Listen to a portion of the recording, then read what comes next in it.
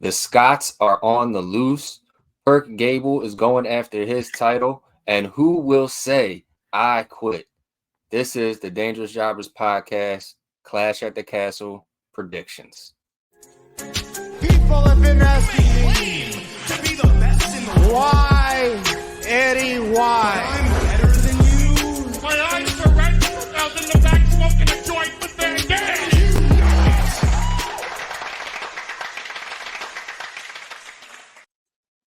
Yo, ladies and gentlemen, I am your boy, Stevie Jobber. And it's your boy, Dangerous Duke.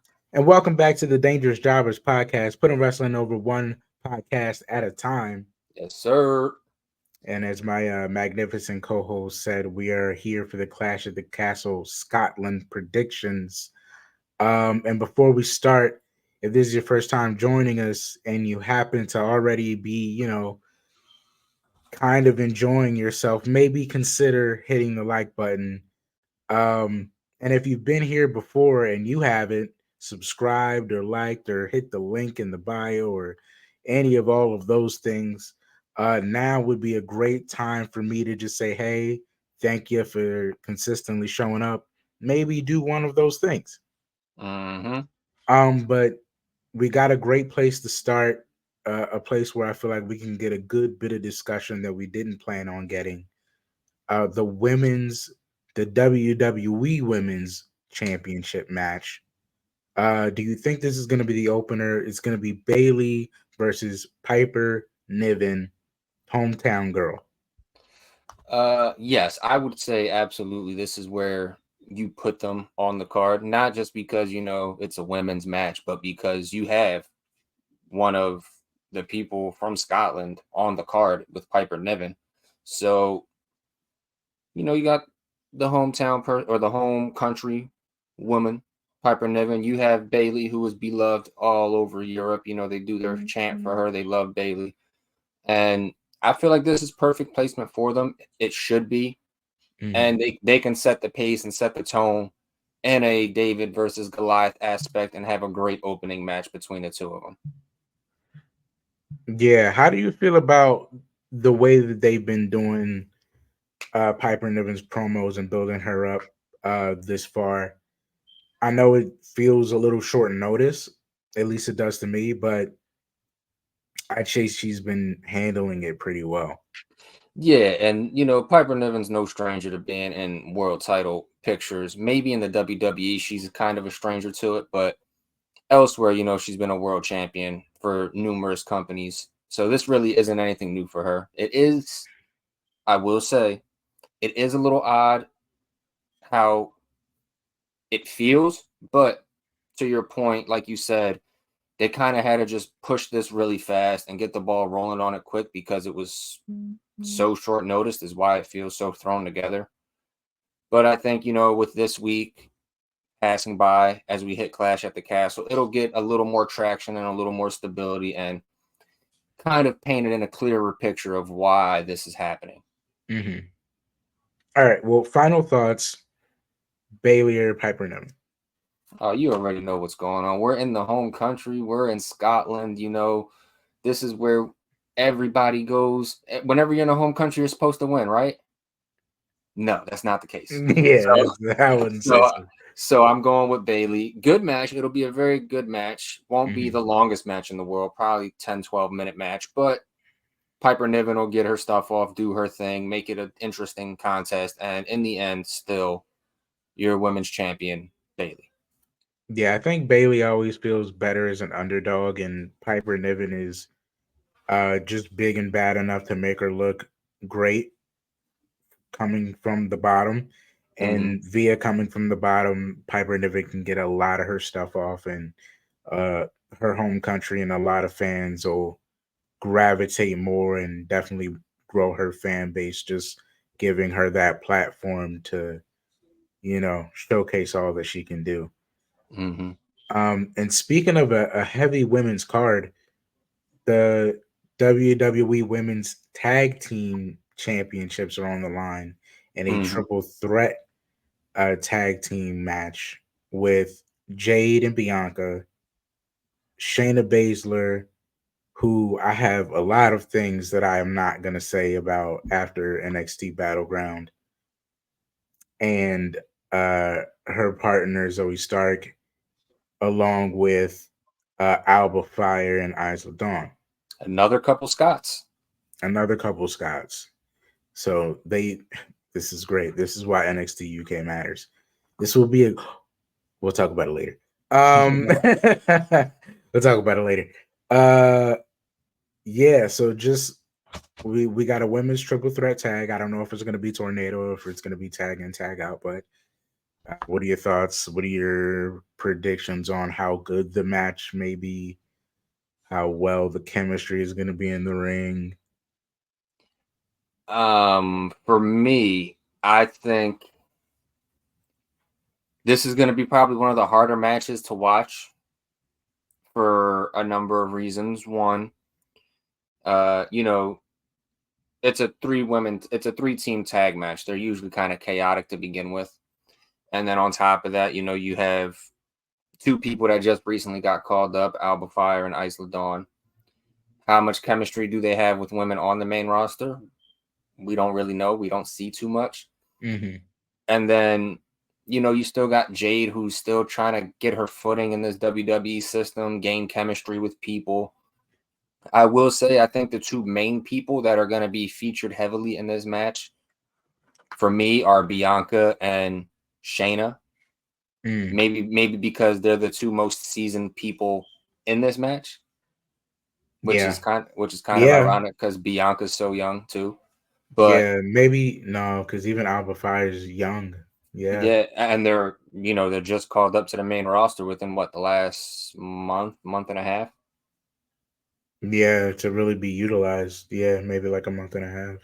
But still, I'm gonna have faith that the crowd is gonna help out in this match and kind of ease some of the what's the word I'm looking for here? Ease some of the nerves of some of the people in this match. Not going to name names on which team may or may not have nerves in Scotland, but I think the crowd will get behind them and they can get this match at a better pace.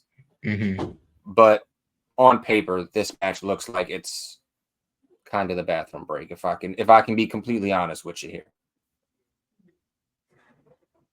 Well, I wouldn't argue with you. I think if there is a bathroom break match on the card, it would be this one, and that's not to the slight of any individual wrestler. Here's the crazy thing, right? Because I think every yeah, I think every single woman in the match is talented. Every single one individually, but these larger, the more the more people you add, the more botches are possible, The messier it could be. and that is just the way that these things go.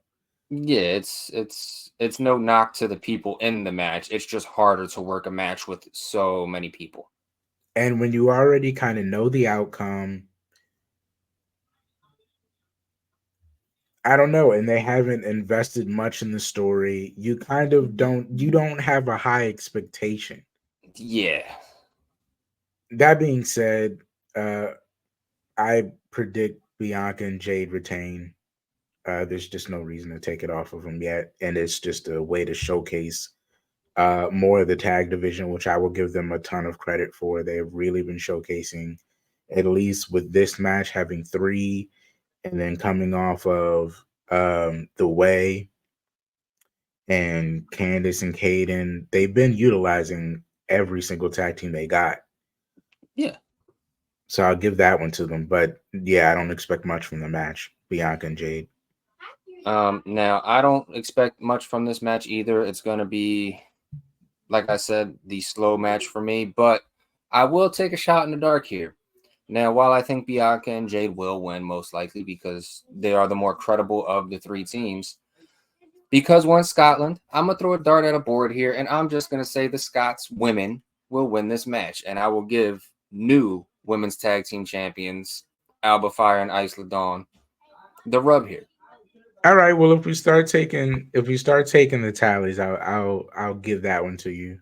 You have predicted the hometown team. I don't know if there's gonna be a hometown win. tonight, but I don't know. Yeah, I don't know. I don't know. Yeah, I I don't know. mean, it's a long shot by all means. It is definitely a long shot, but every once in a while you do like to see the home team get a W, and I Yeah, feel like if you roll the dice and win, I mean, and I don't feel like Jade and Bianca would lose any steam or any credibility if they were to drop the titles. And the women's tag titles never stay with anybody for a long period of time anyway, so I all think right. the people it would hurt the most are Zoe and Shayna. But that's Well, that's why I was gonna say I'll leave it here. With that point, I think the most deserving would probably be Zoe and Shayna. I yeah, don't think there's been a. I don't think there's been a. I'll leave it here. I don't think there's been uh consistent. a more consistent elevating talent position since being called up to the main roster than Zoe Stark and Shayna Baszler. I feel like they've done nothing but put people over and put people over and put people over to the point where even when they got their big payoffs, it was just too far down the line for anyone to take it seriously. Yeah. So it would be the most deserving, especially after NXT Battleground, for them to win. So I'd be rooting for them. But like I said, we'll leave it there. A match with probably a lot more hype than we just spent time on. The Intercontinental title match. They're doing Sami Zayn versus Chad Gable part 2. It will be, you know, the man, Sami Zayn, Rocky himself against Perk Gable and his corrupted Alpha Academy. What happens in the rematch? So here's what I think.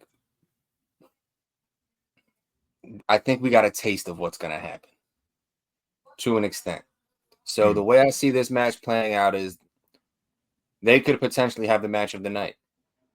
This will be a highly contested, highly back and forth contest. A lot of moving parts in here, with the Alpha Academy and whatnot. I think what will happen is our girl Maxine is gonna be on the apron. Sammy's gonna end up running into her and stopping. Sammy's gonna move out the way as Chad tries to club him. And Chad is gonna club Maxine, send Maxine flying off the apron unintentionally. This time, really unintentionally. Mm-hmm. Otis is gonna catch wind of this. And at some point after Otis helping Maxine, when everyone is out of the ring and the ref isn't looking, He gonna come in and do business. Otis is going to do some business outside of the ring to Chad. And then end up rolling Chad back into the ring. And then that's when we get either the Blue Thunder Bomb or the Haluva Kick, and Sammy will retain with the assist to the man known as Otis.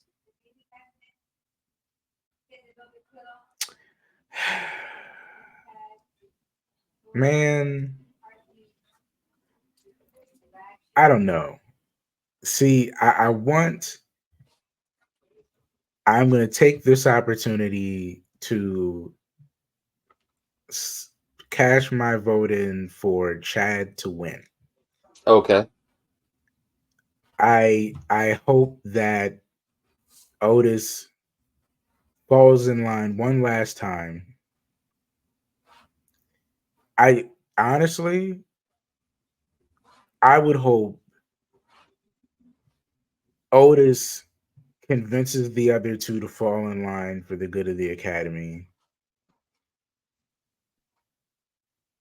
Just so Chad will calm down. Like maybe he can convince him that once he gets it, this will stop.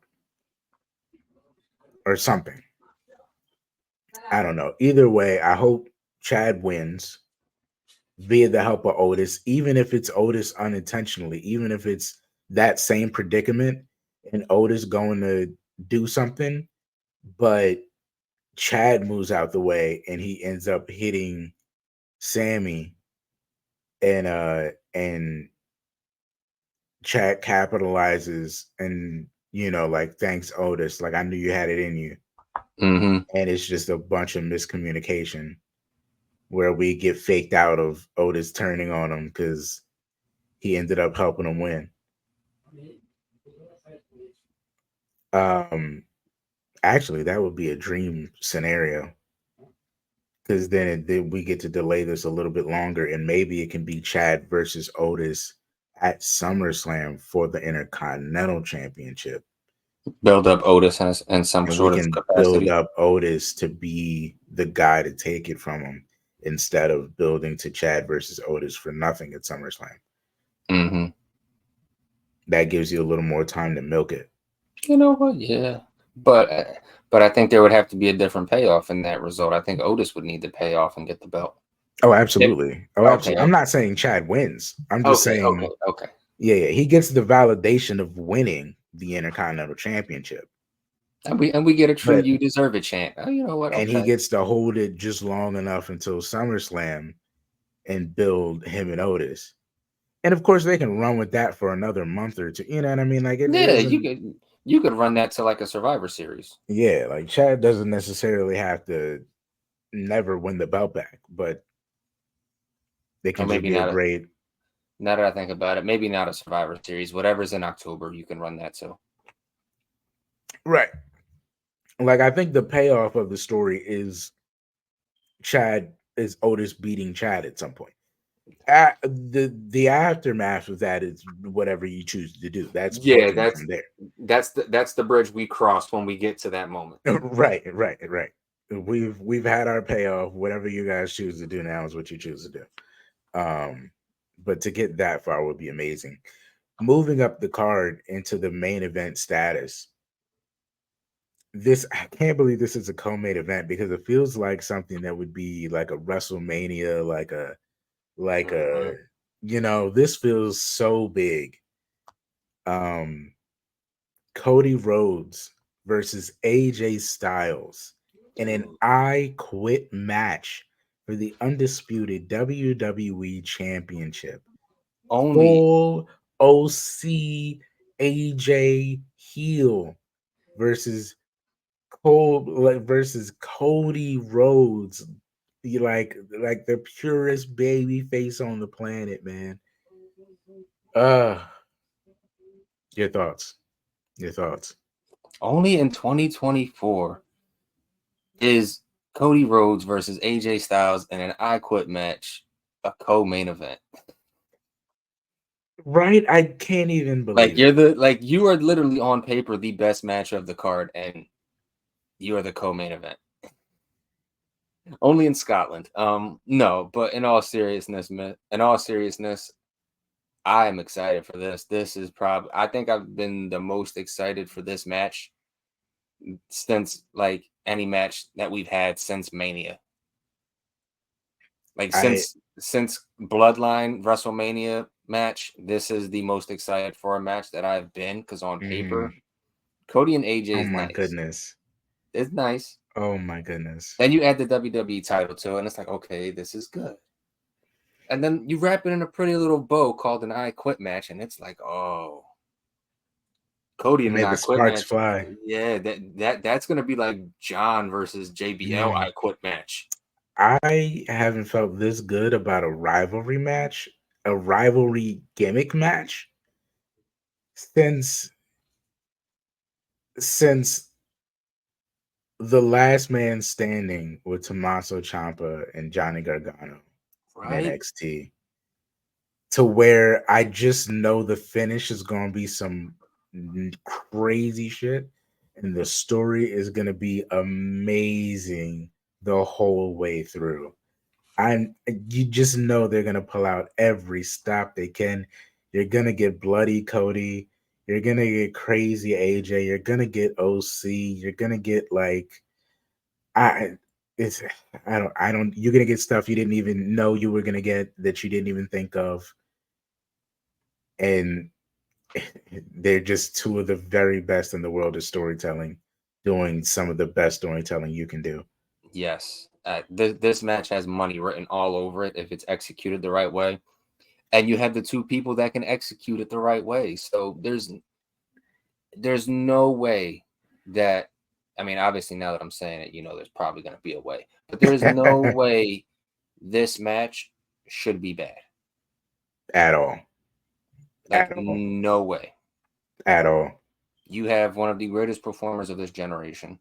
You have the guy who's on the run of his life right now, who has arguably the best face story in wrestling right now, in one of the most brutal matches that you can have in any promotion. And it's in front of a foreign crowd too, so it's going to be rocking. Like the potential for this match right now is like up here, like beyond anything that they've done with Cody since WrestleMania. And you know who I would get to produce it?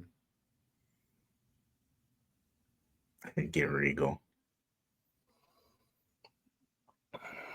I get Regal. This is going to be a technical brawl. This is going to be a story. This is going to be using violence to get across narratives. Who better than William Regal, especially if AJ is going to be the heel? AJ has to put Cody in an underdog position. High flying is nice, but with huge AJ, it would be so much better to see him be a little more technical and brutal and more Japanese style, especially now that he's back with the OC. I think you should have Regal co-produce. Well, I was gonna say yes. I would utilize Regal while I have him, but Noble too. And Noble would be really good as well. Like Noble would be really good as well for AJ. Yeah. Mm-hmm. Yeah. Man never did an I Quit match, but he got that dog in him, and that's what AJ. That's the style we're going And he's for a right now smaller with guy. AJ. He can try to find a way to utilize that aerial style that isn't two-face. Yes. Yeah. Yeah. But either way, this is my pick for match of the night. Yeah, I think they're gonna do something. And not for nothing, I don't think Cody's reign will be as long as Roman's by any stretch of the imagination. But I think Cody's run will be filled with these moments, these matches, I think his run will be known more for the battles that he had and the quality of the matches and the stories rather than how long he had the belt. Yeah. I think it'll just be mega matches. But that's perfect for Cody. That's a John Cena-esque run right there. Like John had a run for a while, but it wasn't a run of like part-time run. John fought everybody. John was there. He was wrestling and putting on great matches with a lot of people. A lot of people. Literally, that's what Cody's doing. He's just putting on great matches. Yeah. Yeah. So I think, while we have to make predictions because we got to move on. While I have to say, I have to predict someone to win. This is the hard part. The pain of choosing between two of these great gentlemen. And a scenario where Triple H always puts me, where the guy that should lose is obvious, but you put him in such a good position that it's my wrestling math says he should absolutely win. Yeah, it's a because I want to say this goes to this in wrestling math would go to AJ because he just had a hell of a promo pulling a Mark Henry spot, which in wrestling math means he's about to go on the run of his life. And he looks like as good as he's ever looked before. He looks like he beat the hell out of old him. And He's got the OC back. The numbers are way too good for a match with no disqualifications. There's nothing but upside to AJ winning, and yet Cody should win this. Right? It puts you in like a catch-22 spot. Because either way, I would not be upset, but I should go with Cody. But I want AJ to win because my head tells me this is where AJ wins. He has this brilliant storytelling thing of putting them right where they should be. Yeah. But I got to go with Cody at the end of the day. Yeah, it's a tough spot to be in, man. It really is. Like you said, this should be the time for AJ, but it's not. So I'm in the same boat. I'm going Cody, dude. Cody's not finished with this story, and we're not finished reading it. And it's just rough because they build these guys up, and then you just don't want AJ to turn into Nakamura. You know what I mean? Like, not that I think Nakamura's unhappy, but damn, would it be good to have Nakamura in a more prominent position? But who did that to Nakamura? Yeah, but very true. But very true. He was the start of it. Not throwing any shots here, but he was the start of it. But even when like Cody first, was first on his run and ran into Nakamura, and they made him a big deal again, and then he beat him, and then Nakamura's kind of been, ominously in the background. Yeah, he's been Stardust for like, yeah, I mean, like, I was gonna do something, but let me not. I don't want to get canceled. Yeah, let's move on. Let's move on. We got some overseas listeners. And in the main event, the World Heavyweight Championship, Damian Priest, Le Champion. El Champion. There we go. El Champion. Will be defending against Drew McIntyre in a match that confuses me in wrestling math, but I think I have this one figured out. Duke, tell me where you're at. Who comes out on top? What are your expectations? Is this the closer, which I would assume it is? And how are they going to follow all of the matches coming before them? Look, Damian Priest, poor man, you have a lot on your plate right now. You got JD McDonough, who's off in the ether doing whatever he does with Braun Strowman. You have Finn Balor trying to play peacekeeper for everybody, which is something that we never see. You got Mommy out with a shoulder injury. You got to worry about Dom and Liv going down yonder and all these other things. You got a lot on your plate, and then not to mention you got a Scottish psychopath in the opposite corner of you who's trying to kick your head off and take your title. My man, you got a lot to worry about right now. And on top of that, you got to defend against this psychopath in his home country. The odds are ever stacked against you, and I don't know how you're going to pull this one out, but I have faith in El Champion. I have faith in the Judgment Day. Damian Priest will rise like the Judgment Day, claim his victory, and retain. Now, to your question of how do you follow all these crazy matches if this is the main event, it's very simple. You're not going to follow them. You're not, but that's okay, because if you're not going to follow these matches, give the people what they want. What do we want in this main event match? One thing and one thing only. We want to hear Broken Dreams. That is the only way you can do this. I mean, you're Broken not following Dreams in Scotland. Look, as great as those two are, you're not following a Cody and AJ I Quit match. You're not following Sammy and Perk Gable. So how can you at least combat that in a way? While we might not have the same quality of match, we can have some bomb entrances. You know, Priest is always going to have something crazy. Give McIntyre Broken Dreams and let the crowd go crazy for a good 5 minutes off of That Broken would be Dreams. amazing. Because that's going to set the pace for that main event Please, right Hunter. there. Please, Hunter, give us Broken Dreams. And if they do give him Broken Dreams, I'm calling it right now.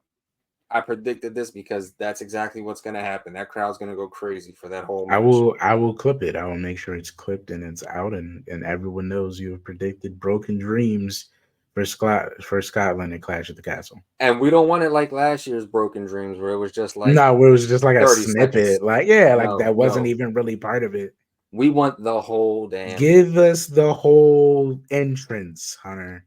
I would say the way you do it, start it off with his normal song, and then just shut it off completely.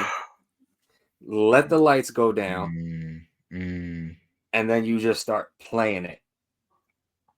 You just start playing it ever so faintly, and then it just goes right back to his old entrance video, and he comes out just like that. That is a beautiful way to do it. Could I offer you one counter thought? Go ahead. What if, like you said in the beginning, it starts with the regular song, right? Mm-hmm. And they can line up, they can have it look like it's going to be a regular grand entrance with like maybe a bunch of people in kilts or whatever playing bagpipes or something. I don't know. Mm-hmm. Not to be that guy. Well, no, that's how his song now starts. It's bagpipes. But that is how it starts.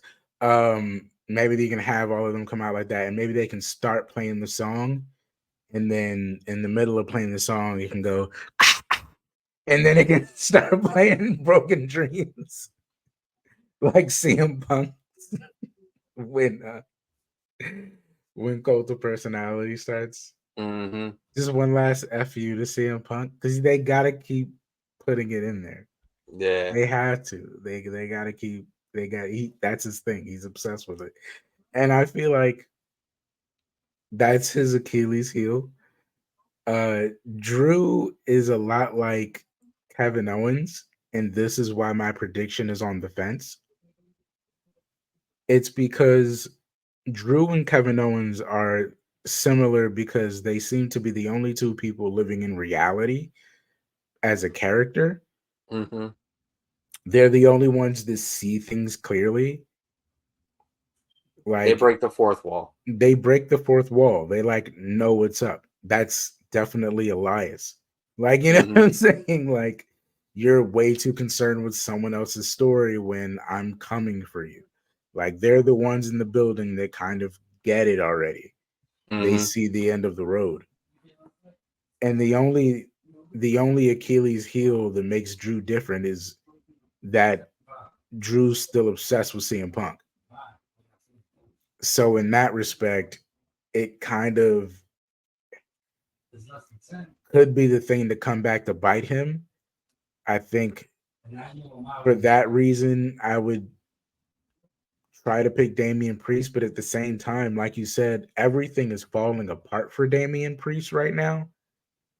And Drew is kind of only focused on two things at once. Mm-hmm. Whereas to everything Damian Priest is trying to keep a hold of is breaking apart in front of him. I think by the odds of logic, Drew is just focused enough to be able to go in there and beat him. As long as CM Punk does not show up. But I think that's exactly it. He should be just focused enough to beat him. But that's when they like to pull that old switcheroo on you. Like, yeah, sure, he's got a lot on his plate right now, but maybe the man who's the most focused is the one who's underestimating the most. It's a nice little psychology way of looking at it. That's that psychology degree coming into play for me right there. That's true. That's true. But my pick, I'm still rocking with El Champion. He's not done yet. Judgment Day is not done yet. Damian Priest is my pick. That's who I'm rocking with. All right, I feel you. All right, so we're at odds. We could come back after. We could actually come back after this and be like, somebody may have won or lost this predictions battle. Yeah, because I believe we not pick anyone the same. I think we only picked Cody, right? I think we both picked Cody. But oh my God, what a story they're gonna tell. But that was a close one. Right. We picked the main event. We picked different. The main event we picked different. You went with Perk Gable, right? I went with Gable. You went with Sammy. We got 2 different women for the tag titles. Yep. And then I think them retaining, and then I picked Niven Alba, and we both picked Bailey. We both picked Bailey. Yeah. So it's just it's literally just the I Quit match and Bailey's match. All right. So we can recap after this and figure out who really won this thing. Yeah, we definitely could. But I think that about wraps it up for us, guys. Thank you for listening this far. Hopefully you enjoyed this half hour. And if you're hate watching, you might as well smash the like button while you're at it. I mean, it's been 37 minutes. You know what I mean? And then if you listen for 37 minutes and this has been your first time, maybe, we can do this once a week, man. We're not here for a short time. So sub, like, follow us on all different platforms: Instagram, TikTok, Facebook. Never know. Website. We might end up doing some crazy stuff where we're back in front of a camera together doing a podcast. You never know. You never know.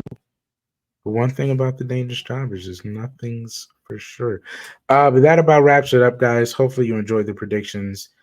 I have been Stevie Jobber. And I've been Dangerous Duke. And please stay up, stay blessed, and Duke, stay dangerous. People have been asking me to be the best in the world. Why, Eddie, why?